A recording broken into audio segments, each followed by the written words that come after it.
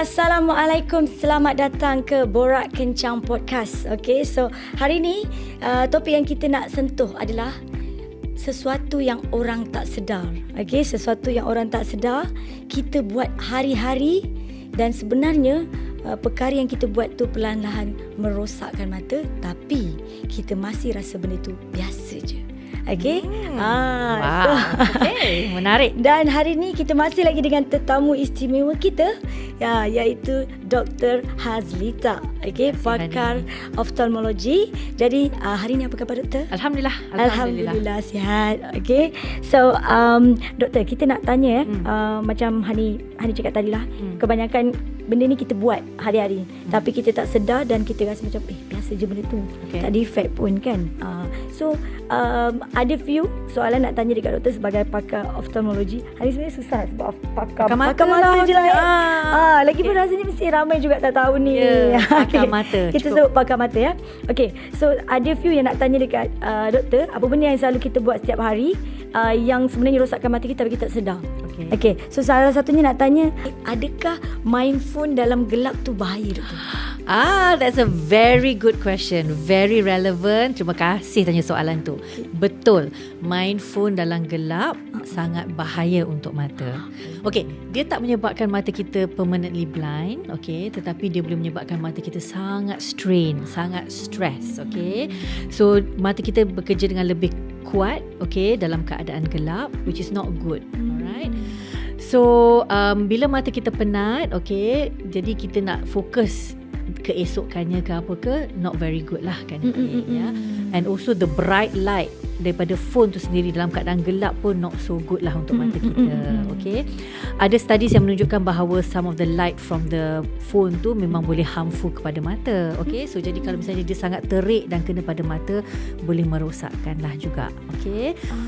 In fact, kalau kita guna phone dalam keadaan malap pun tak berapa digalakkan. So kalau boleh very terang, okay, and kita guna phone tu dengan kadar yang tak terlalu lama. Okay.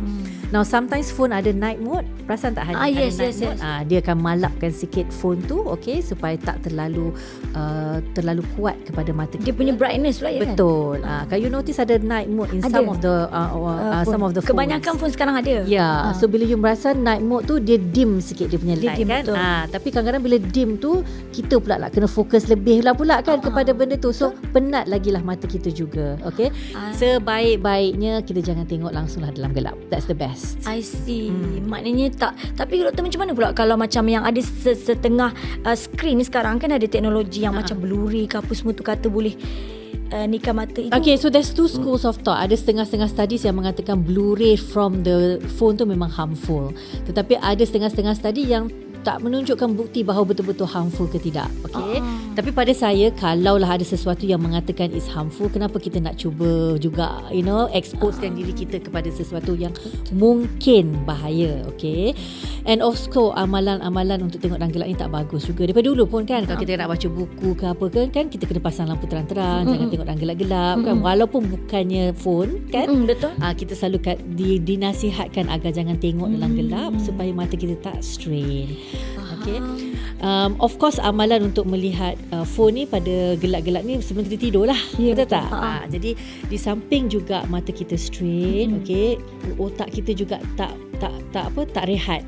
Okay. So kalau dulu-dulu kita kata kita nak tidur tu kita dah malap-malapkan lampu, betul? Kita minum air suam-suam kan, kita nak prepare ourselves tu ni. Maknanya kita nak unwind our brain. Macam gitulah kan. Tapi sekarang ni kalau kita tengok phone sebelum tidur tu memang akan sentiasa aktif lah brain kita kan. Jadi kita nak capai deep sleep tu kadang-kadang lambat ataupun mungkin tak tercapai. Jadi kadang-kadang bila orang tengok phone pagi-pagi dia rasa macam masih penat, okay? Masih tak puas tidur. I don't know whether Hani rasa macam gitu. Saya kadang-kadang kalau jahat juga buat juga yang sama, benda yang sama. Kadang bila pagi tu rasa macam tak puas tidur.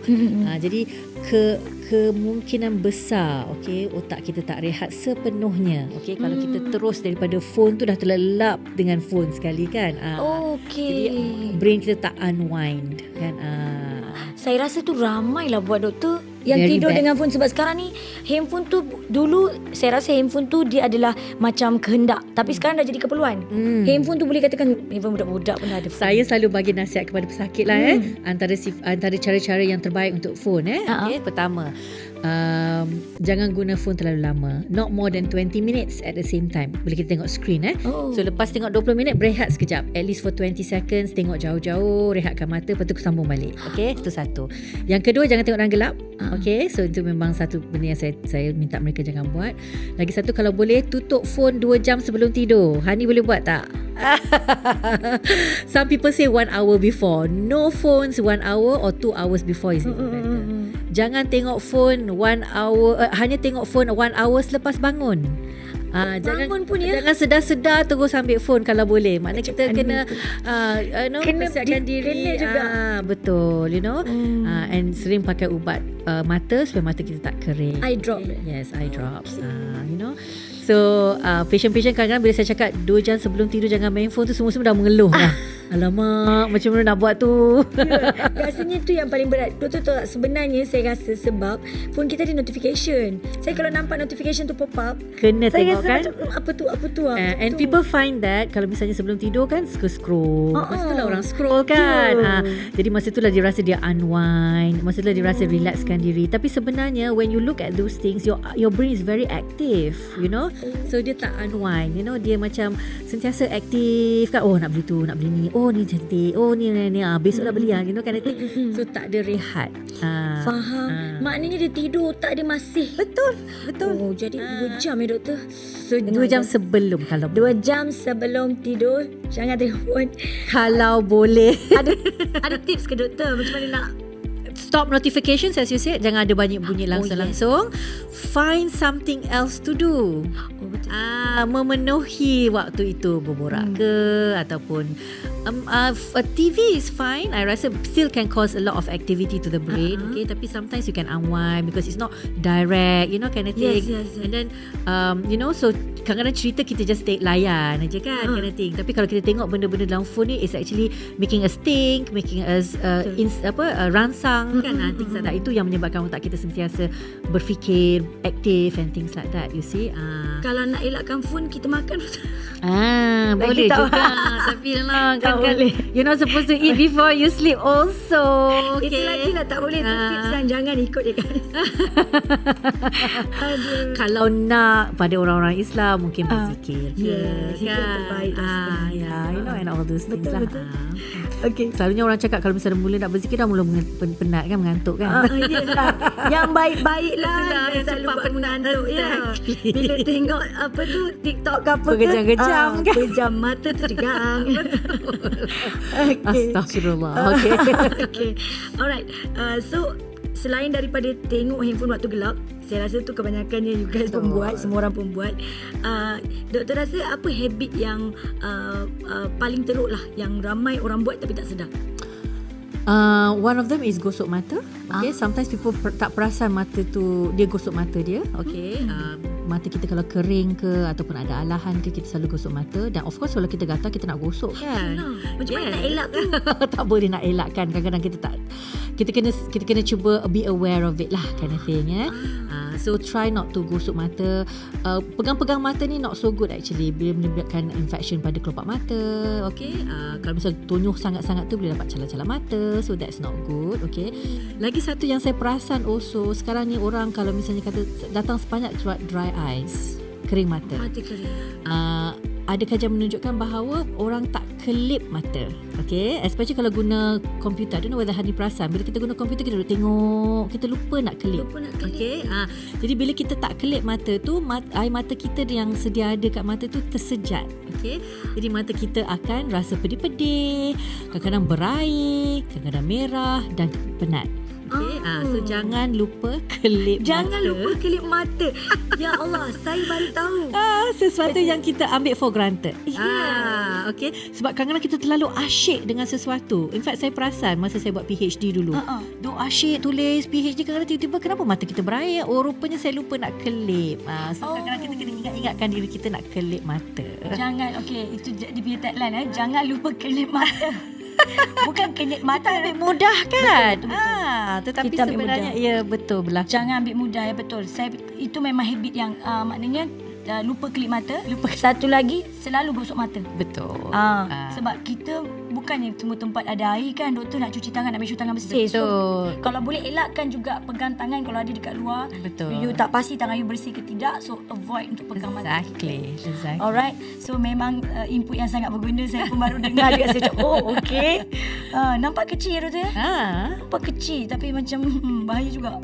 So okey, untuk soalan yang seterusnya, kita nak tanya pasal parents lah. Doktor pun right. sebagai parents juga kan. So ada tak macam saya rasa ramai parents sebenarnya tak sedar anak diorang ni ada masalah mata.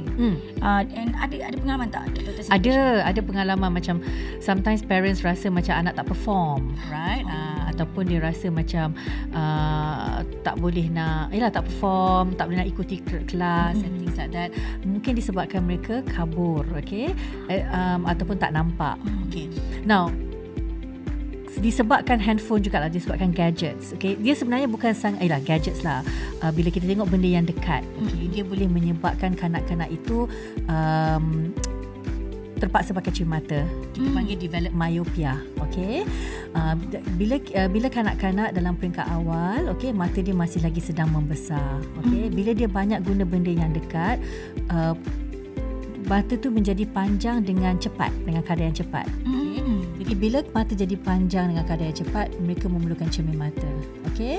Now, sometimes parents kata kat saya tak pakai cermin mata, husband tak pakai cermin mata, kenapa doktor kata anak saya kena pakai cermin mata? Dan mereka tak boleh nak terima hakikat itu. Okay? Tapi sebenarnya anak tu kabur, tak nampak. Okay? Itu pasal mereka underperform and things like that.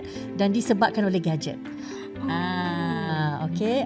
So kena berhati-hati. Okay. Maknanya gadget tu punca ya? Ya, gadget boleh punca menjadikan kanak-kanak ataupun seseorang kanak-kanak itu menjadi myopia ataupun bola mata panjang. Jadi dia memerlukan cermin mata. Okay, so kena berhati-hati yang itu.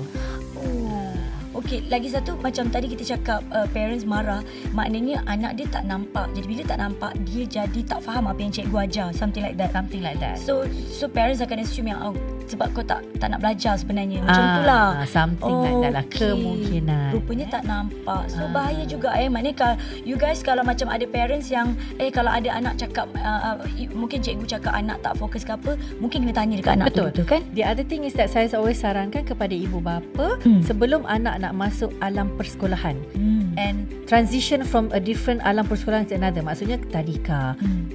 So check mata sebelum masuk tadika. Lepas tu nak masuk darjah 1, mana peringkat sekolah rendah, check mata sebelum masuk sekolah rendah. Lepas tu kalau nak masuk sekolah menengah, check mata lagi sekali. Kalau nak pergi universiti, check mata lagi sekali. Okay? Because sometimes we don't know bila mereka perlukan cermin mata ke, tak perlu ke cermin mata. Kita tak sure kan. Betul. So check dulu, maknanya kalau kita dah tahu okey, tak payah barulah tak payah risau. Maknanya kalau dia tak belajar tu bukan pasal mata. Betul. Maybe. Dia memang perlu kena ajar dia. Yeah. Alright, doktor. Okay, so lagi satu saya nak tanya, mungkin kes ataupun kes yang doktor dapat, benda yang orang selalu ignore tapi sebenarnya itu tanda awal masalah mata. Okay, so sometimes kabur ni orang tu kadang-kadang dia macam nak kata dia boleh overcome kabur. Okay, mana dia tak apa nampak tapi dia boleh overcome dengan cara dia strain mata and things like that. Okay. Jadi kadang-kadang a lot of people can get headaches, okay, sakit kepala.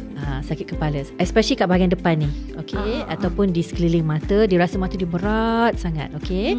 So sometimes headaches, okay, ataupun sakit di sekeliling mata, okay, can be tanda-tanda awal bahawa penglihatan kita dah mula-mula nak kabur, okay. So that is something that shouldn't be ignored lah, kind of thing. Betul, sakit kepala can be because of stress, because of migraine and things like that, but it could also be because of eyes. Okay. So kena berhati-hati, especially kalau dah umur beyond 40, sometimes kita memerlukan reading glasses. Okay. So banyak orang dia nak baca juga, dia strain juga. Yalah, kita vain kan, tak nak pakai cermin mata kan. Jadi kita paksa juga, lepas tu kita mula headaches and things like that. So bila kita tak periksa sama ada kita perlukan cermin mata ke tidak, okay, sometimes that can cause a lot of headaches, penat. tak boleh nak perform, marah-marah sebab letih kan. So those are some things that shouldn't be ignored lah. I think headaches, mata rasa berat should come quickly lah, kind of thing. Just to check. Maknanya betul lah, jangan ignore. Kalau you guys rasa sakit kepala, mungkin betul macam doktor cakap tadi, ada disebabkan stres, banyak kerja ke, penat ke apa dan sebagainya. Tapi ada juga possibility, kemungkinan you guys kena check mata. Yes, kena pakai cermin mata. Because we don't know, benda yang kita tak tahu. Betul, kan? betul. Alright, so faham. And then tapi kan kalau contohlah katalah saya lah Hani tak ada rasa sakit apa-apa, macam yelah tak ada macam penat ke, tak ada simptom apa-apalah. Oh, mata saya tak sakit, jadi saya sihat. Boleh tak macam tu? Ataupun doktor? Okay, ada beberapa penyakit mata yang kita panggil the thief of sight. Okay, maksudnya kita tak sedar yang kita punya penglihatan semakin lama semakin rosak sebenarnya. Okay, selalunya penyakit ini dia merosakkan penglihatan tepi kita dulu. Apa maksud saya penglihatan tepi? Hani tengok saya sekarang, ini penglihatan tengah Hani. Okay. Hani boleh nampak lagi benda kat tepi sini, betul? Boleh Meja nampak kat tepi sini, and all these things. So itu adalah penglihatan tepi. So ada sejenis penyakit nama dia glaukoma, di mana dia merosakkan penglihatan tepi kita dulu. So lama-lama kelamaan penglihatan tepi kita masuk ke dalam, sampai kita nampak tengah-tengah aja. Okay. So ini kita namakan penyakit glaukoma. Okay. Dan memang orang tak berapa sedar, selalunya tak sedarlah yang dia ada. Okay. Jadi kalau misalnya datang pada peringkat di mana penglihatan tepi tu dah terlalu severe, tak nampak ataupun dah sampai kita panggil tunnel vision, masalahnya ialah penyakit ni tak dapat nak dibaik pulih. Okay, penglihatan tak nampak tu kekal. Alright, okay. So tak semua orang ada glaukoma, obviously. Okay, tetapi antara risiko penyakit glaukoma ialah kalau umur tu dah lebih daripada 50 tahun. Alright, ataupun kita ada keluarga yang ada glaukoma, ataupun kita makan ubat-ubat yang boleh menyebabkan glaukoma seperti steroid. Okay. So kalau ada orang sakit eczema ke, yang ataupun orang yang ambil inhaler ke, ataupun makan ubat disebabkan steroid disebabkan penyakit-penyakit lain, itu juga boleh menyebabkan glaukoma. Okay. Jadi kita selalu sarankan bahawa setiap orang yang umur 50 tahun ke atas at least once a year check mata. Okay. Level 50 setahun sekali. Yes. Untuk orang yang umur 30 ke 40 tahun mungkin sekali dalam 2 tahun kalau tak ada masalah. Tapi pada mereka yang ada kencing manis, darah tinggi, maybe high cholesterol juga, elok juga check mata. Especially for kencing manis, definitely kena check mata setahun sekali. Walaupun penglihatan okey, Hani. Okay. So sekarang ni unfortunately ramai orang dapat kencing manis pada umur muda kan? Betul. Tak semestinya dah tua baru dapat kencing manis kan? Betul. Jadi for those yang memang sah ada kencing manis walaupun dalam usia yang muda dan penglihatan masih bagus, kena check mata sekurang-kurangnya setahun sekali. I see. Dengar guys.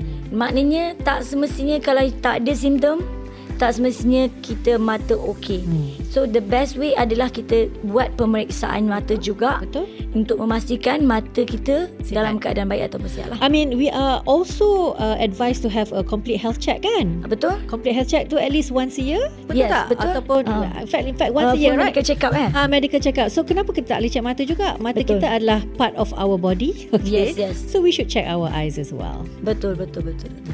And then nak tanya juga, kalau macam doktor sendiri kan, kalau macam contoh patient ni dia tak pernah check mata dia, risiko untuk dia dapat sakit mata tu tinggi ke tidak? Tinggi ataupun tidak? Well, depends on the individu lah. Anything. So kalau orang tu memang sihat, tak ada keluarga yang ada sakit mata, yang boleh secara berketurunan, mengamalkan kehidupan yang sihat, insya-Allah tak ada apa masalah lah, kind of thing. Okay, so tak semestinya semua orang tu mesti ada sakit mata. Tetapi pada mereka-mereka yang ada sakit, seperti macam saya cakap tadi, kencing manis, darah tinggi, yang ada penyakit, yes, there is a risk that penglihatan mata boleh rosak tanpa disedari ada. So kita sarankan mereka-mereka yang ada penyakit mesti datang untuk cek mata jugalah.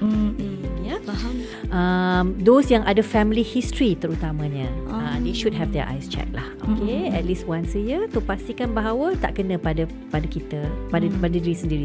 Betul. Kebanyakan sakit-sakit mata ni kalau kita